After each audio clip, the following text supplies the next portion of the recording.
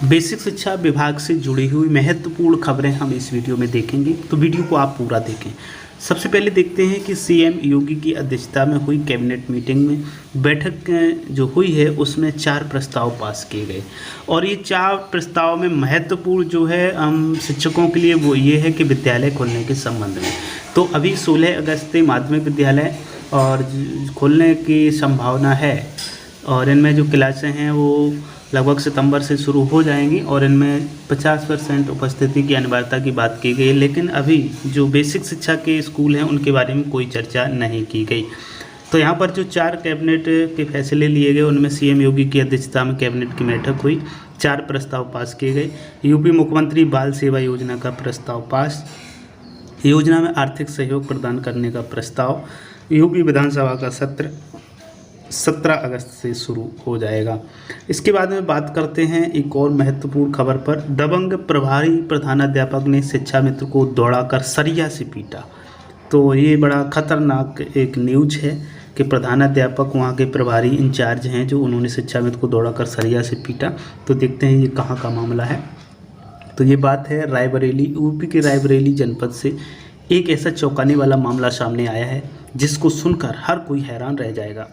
बच्चों के भविष्य के निर्माता कहे जाने वाले प्रभारी प्रधानाध्यापक दबंगई पर इस कदर उतरे कि एडमिशन को लेकर प्राथमिक विद्यालय में तैनात शिक्षा मित्र को सरिया व ईंटों से पीट कर घायल कर दिया। दरअसल यह मामला सलोन तहसील क्षेत्र के प्राथमिक विद्यालय मटका का है, जहां हड़कंप उस समय मच गया जब बच्चों के एडमिशन को लेकर दबंग प्रधानाध्यापक विवेक ने लोहे के सरिया से प्राथमिक विद्यालय में तैनात शिक्षा मित्र राम बाबू के ऊपर ताबड़तोड़ प्रहार कर लहूलुहान कर दिया। यदि प्रत्यक्षदर्शी रसोइयों की माने तो शिक्षा मित्र राजा बाबू जैसे ही जान बचाकर भागे वैसे ही दबंग प्रधानाध्यापक ने गाली देकर कहा कि सोमवार से स्कूल में दिखाई मत पड़ना। इस मामले में प्राथमिक विद्यालय में तैनात महिला रसोइयों ने भी कैमरे पर बताया कि हम लोगों के सामने शिक्षा मित्र राजबाबू को दौड़ाकर पीटा गया और मटका गांव के कई संख्या में ग्रामीणों ने बताया कि पूर्व में भी कई बार ऐसा हो चुका है। ग्रामीणों ने एक स्वर में प्राथमिक विद्यालय मटका में तैनात दबंग प्रधानाध्यापक विवेक पर कार्रवाई करने की भी मांग की गई है। इसके बाद में बात आती है शिक्षिका द्वारा निरीक्षण के दौरान अनुशासनहीनता किए जाने की सापेक्ष कार्रवाई किए जाने के संबंध में एक ये महत्वपूर्ण न्यूज है। ये जो मैटर कुछ समय पहले सामने आया था जिसमें एसटीआई को शिक्षिका ने रूम में बंद करके रखा था घंटों बैठा के, तो वही मैटर है। तो इसको देखते हैं क्या इस पर कार्रवाई की गई है। तो यहाँ पर एक लिखा हुआ है कि प्राथमिक विद्यालय विकास खंड अकबरपुर प्राथमिक विद्यालय अगरतल में निरीक्षण के दौरान करिश्मा पटेल सहायक अध्यापक द्वारा अनुशासनहीनता किए जाने के सापेक्ष कार्रवाई किए जाने के संबंध में। तो किन बिंदुओं पर अनुशासनहीनता और कार्रवाई की बात की है। पहला है मोहल्ला पाठशाला की समीक्षा के दौरान करिश्मा पटेल द्वारा कहा गया कि मोहल्ला पाठशाला का कोई लिखित आदेश नहीं है, मैं आपके मौखिक आदेश को नहीं मानूंगी, जिस पर अधु हस्ताक्षरी द्वारा महानिदेशक स्कूल शिक्षा के आदेश दिनांक 3 जुलाई 2021 के संबंध में बताया कि इस पर करिश्मा पटेल द्वारा कहा गया कि मेरा बच्चा भी है, यदि मैं मोहल्ला पाठशाला में जाऊंगी तो उसकी जिम्मेदारी कौन लेगा, और रास्ते में यदि मेरे साथ कोई दुर्घटना होती है तो उसकी जिम्मेदारी आपकी होगी। उसके बाद दूसरा पॉइंट शिक्षक डायरी से संबंधित रहा। शिक्षक डायरी मांगे जाने पर करिश्मा पटेल ने कहा कि मेरे पास कोई डायरी नहीं है और ना ही मुझे डायरी भरनी आती है और ना ही मैं भरूंगी। तीसरा मिशन प्रेरणा से संबंधित क्वेश्चन है। मिशन प्रेरणा के अंतर्गत संचालित योजनाओं एवं प्रेरणा लक्ष्य, प्रेरणा सूची, प्रेरणा तालिका पर बात करने पर करिश्मा पटेल द्वारा कहा गया कि जब विद्यालय में बच्चे नहीं तो मैं किसके लिए याद रखूं और भविष्य में याद भी नहीं करूंगी क्योंकि इसका कोई मतलब नहीं है। इसी में चौथा बिंदु जो है इस कार्रवाई का मुख्य बिंदु बना।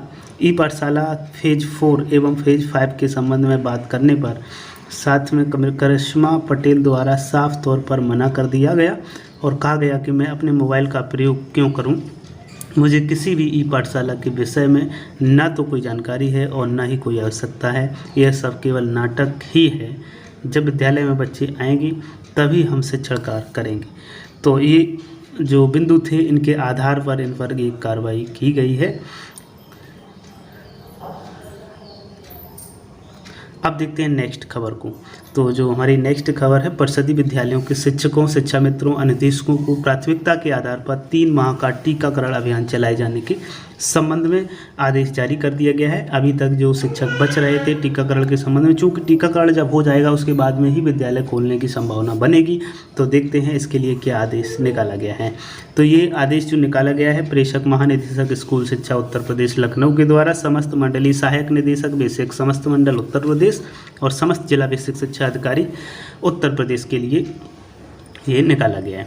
और यहाँ पर लिखा है कि कक्षा 1 से 8 तक के परिषदीय विद्यालयों, सहायता प्राप्त विद्यालयों, कस्तूरबा गांधी विद्यालय, शिक्षक, शिक्षणेतर कर्मचारी कोविड-19 से सुरक्षित रहने के लिए टीकाकरण यानी कि वैक्सीनेशन हेतु कोविन प्लेटफॉर्म पर पंजीकरण करने के लिए प्रेरित करने के साथ साथ स्थानीय जिला प्रशासन से समन्वय स्थापित कर अग्रेतर कार्रवाई हेतु निर्देश दिए गए हैं।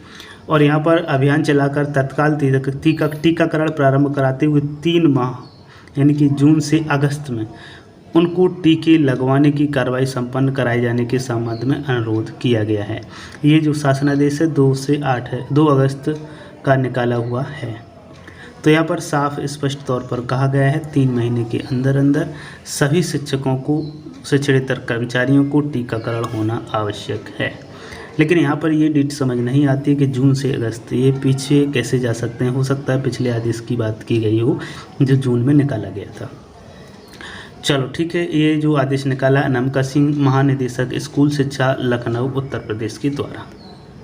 अब देखते हैं एक और खबर है, मांगों को लेकर 9 अगस्त को शिक्षक तानेंगे मुट्ठी, यानी कि धरना प्रदर्शन होगा, आंदोलन की चेतावनी दी गई है। शिक्षक किन मांगों को लेकर ये मांग करेंगे उनको देख लेते हैं।